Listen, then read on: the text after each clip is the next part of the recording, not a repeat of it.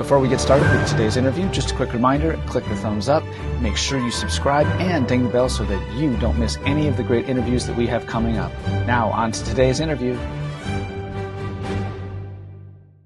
Welcome back, everybody. I am super excited. My guest today is composer Phillip Keveren. Thank you so much for joining us today, Phillip. My pleasure. Thank you.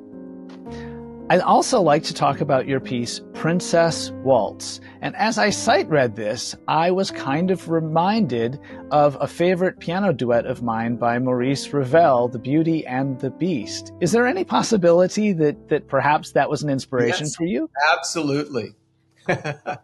Very much so. I think that those waltzes that came out of that period of time are just so enchanting. And they also, there's so much of the Disney thing that has picked up on those types of templates, you know. So this one actually was written for Ellie when she came along with more. She was followed Charlie by a couple of years, and she loves the whole princess thing. So yeah, very much so that kind of impressionistic or romantic waltz. And Ellie is your granddaughter? She is. Excellent. Very fun. Very cool. Yeah, this book is very much a family affair. I mean, I honestly, when I wrote it, I wasn't even sure it would be published because I knew that from a standpoint of just level wise, it was, they're going to say, well, it's a pretty broad range and, you know, no. But so, yeah, these were written and what do they call that? The British use that phrase, bespoke, right? It's a bespoke book for my family. Oh, that's beautiful. But that gives it so much more meaning. And I think it's lovely that you kind of used your own grandchildren as guinea pigs to see how they would react to these things. And knowing that if they loved it, that most likely all of our piano students are going to love it just as much as they did. I think that's really cool.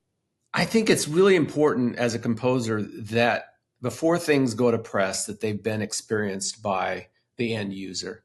And I do that with nearly everything I write. It not necessarily my own kids, but, you know, pass it along to a teacher friend or whatever. You learn a lot. I'll tell you that. First time it's taught, there are things that, you know, you can think intellectually that you've got your head around this pedagogical composing thing. And I don't think I can live long enough to have absorbed everything, you know.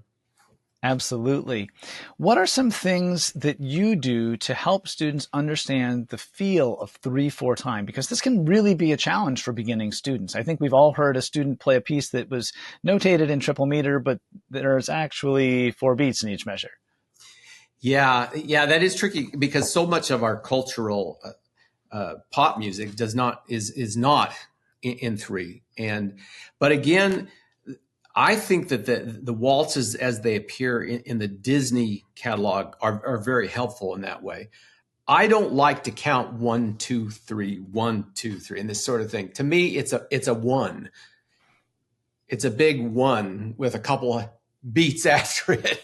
So I'm always a little reticent about counting these waltzes as much as feeling them, you know, and that feeling a big 1.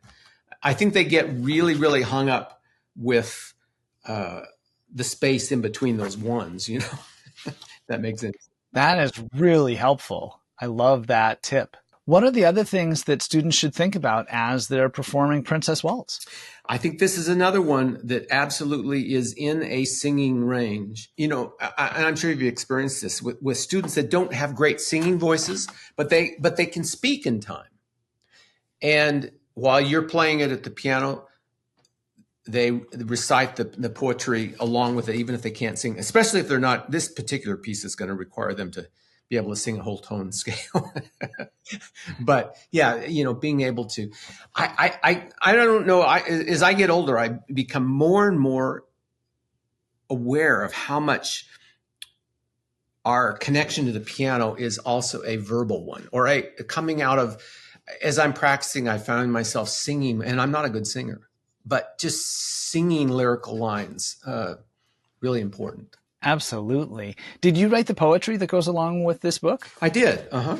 Oh, very special. That's really cool. I love that you are a person who is multi-talented and working at these pieces from multiple angles. The lyrics take me 10 times longer than the music does, but I slave over every word. A real lyricist would do it in the 10th time. Well, but it's very well done. It's beautiful. Is there anything else you'd like us to know about Princess Waltz? I always feel that the teacher accompaniment is there to give a guide for the accompanist, but that it's not, how to say this in a way that makes sense. I find myself sometimes starting out with accompaniment, literally maybe blocking things and giving them time to feel it, that if you immediately are going